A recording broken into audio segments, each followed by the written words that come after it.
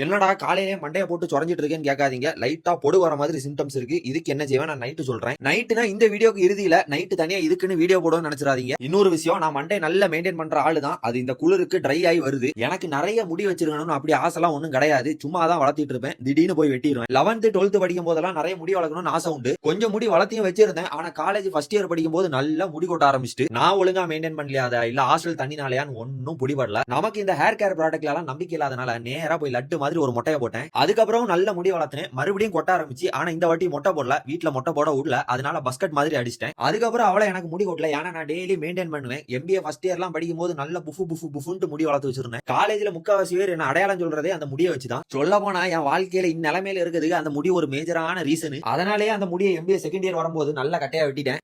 அதை பத்தி நம்ம இப்ப பேச வேண்டாம். அந்த போட்டோ எல்லாம் இருந்து ஆட் பண்ணி விட பாத்துக்கோங்க. இப்போ என்ன கதைனா, எனக்கும் அடிக்கடி பொடு வர மாதிரி இருக்கும். அப்பெல்லாம் நான் என்ன செய்வேன்னா, இந்த மாதிரி ஒரு லெமனை வாங்கி மண்டை ஃபுல்லா நல்லா தேய்ச்சிட்டு ஒரு 10 நிமிஷம் அதை அப்படியே ஊற விட்டுட்டு குளிச்சிருவேன். முக்கியமான விஷயம், இதெல்லாம் நான் டெய்லி எல்லாம் பண்ண மாட்டேன். எப்பயாச்சும் இப்படி வரும்போது தான் பண்ணுவேன். நோட் பண்ணிக்கோங்க. ஓகேவா? ஒழுக்கம் முக்கிய மகளே.